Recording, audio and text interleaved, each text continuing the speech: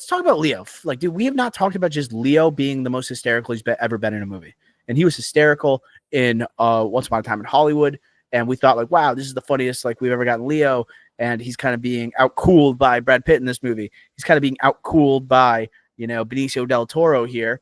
And he is a high loser for the most of this movie, a paranoid high loser, a guy who was a revolutionary, but not a loud revolutionary. He's the guy who's kind of being overmatched by his significant other, the Teyana Taylor character. He is someone that is working with bombs. He is someone that is taking care of the child at home. He is not like the dominant alpha Leo whatsoever here, but I think it is bar none the funniest we've ever seen him on screen. I know we're going to recount some countless moments. I mean, this has got to be just another example of like the diversification of Leo and him noticing he's not 30 years old anymore. He's not Jordan Belfort at all times, and that's what the expectation is. I think he's getting better as an actor with age, dude. This is the Leo Renaissance. Yeah, you're right. You're right. Like Leo, when you think of Leo DiCaprio, you're thinking Jordan Belfort, you're thinking Titanic and like young, good looking, or just good looking in general. And just, again, movie star and like old school movie star where he's not on TikTok, but when you see him, it's like, oh, Leo, always with younger women, like supermodels and whatnot, right? But he has taken a turn here in his career, and he's really putting on an acting masterclass in a lot of things he's been in, whether it's Killers of the Flower Moon, whether it's this. I'm not a huge fan of Don't Look Up, but I think he's good in that, and he's like the hot professor in that or whatever. But he's still not necessarily the old school Leo, good looking Leo in that movie, I would say. In this movie, he's a single parent. He is very funny, right? Frantic, like I said earlier, nervy. But the thing that is really important to note is that Leo, like I just said, this guy that dates supermodels, young supermodels, is relatable in this movie. Yeah. Right. And you're empathetic with him. Right. And he's not the dominating character in this movie. His partner is Teyana Taylor, his wife. Right. Or Sean Penn, like the dominating presence on the screen either. Right. He's not the leader of the French 75. He's, what is it? Ghetto Pat. Ghetto Pat, I think. Yeah, Ghetto Pat. His name's he's Bob the weapons Ferguson. Guy. He's not the strategy guy. He's not the leader of the, it's not your typical box office movie with your star who's the leader of the group, right? He's not important to the group, really. He's a little bit, but you know what I mean. And I think it's important for Leo. It's crazy how, like I said, he's relatable and empathetic in this movie. And this guy was Jordan Belfort. You know what the most relatable scene was? It was when he was on the phone with the revolutionaries. I don't know if they were evolving from the French 75 and there was something else, but when he's talking to the revolutionaries on the phone, he can't remember the number, the time in order to get the rendezvous point for Willa.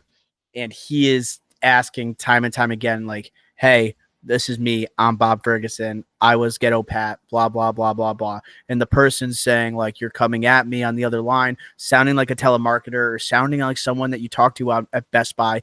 I literally thought this is the most relatable Leo's ever been in a movie. It's him literally screaming in frustration at someone on a helpline. And that is the moment I'm like, wow, like this is like I'm watching my dad when I was 5 years old and our dad can't get the cable box to work. That is what he brought to the table. And that's where I'm like, that's not the classic Leo we see. The funniest he's been. And then also the other time that I thought he was absolutely hysterical. There's many times, but when Willa has her friends pick her up for the dance and he has this classic like movie father meets like the date and he has the shakedown of the little like Mexican kid, and he says like, "What up, essay?" And then he like threatens him. He pulls him in. He's saying like, "What the worst thing you do to her, I will make sure this happens to your family, whatever." This is like Leo dad mode, which we never get to see. Leo dad mode. Leo yelling at the helpline. I loved it. It's just we haven't seen it before. The helpline's a great call. I was thinking of that scene like you were just alluding to with the kid, and it's like, "What's up, homie?" And he's being just a protective father, right? And I was like, "That's relatable. That is relatable, right?" And by the way, with the phone scene or scenes in this movie, PTA might be the best at filming phone scenes. Yeah, He might Yeah. like Punch Drunk Love. You think of Philip Seymour Hoffman, Adam Sandler yelling at each other. You think of this movie. Like he might be just the best. Wes Anderson's probably up there too with phone scenes, but PTA is amazing at doing that. Yeah. Licorice Pizza has a couple good phone scenes. Yeah, dude, Leo was spectacular. And like to have that moment of the rooftop scene, this would also like showed you that this was actually a comedy in many parts of it. They're doing like these amazing shots. Score is absolutely humming. It's beautiful. And then it ends with Leo dropping off a 40 feet to the ground and basically wrecking himself. And it's like almost like a John Wick-esque fall. And how he gets up, he's not hurt. It's like, yes, we are in a movie. You know, it's like such serious material. And then Leo is on the escape. He has this gun strapped to him for him to fall all the way down. I was just like, yeah, that felt like John Wick Chapter 4, you know, yes, a little bit. I thought of John Wick Chapter 4 during that scene and him falling from the building. I'm like, he's a superhero, but again, he's a loser in this movie. Well, yeah, if like I had like Leo, I think will be nominated for an Oscar for this. I don't think he will win, but I think it just kind of connected back to the movie at a macro level.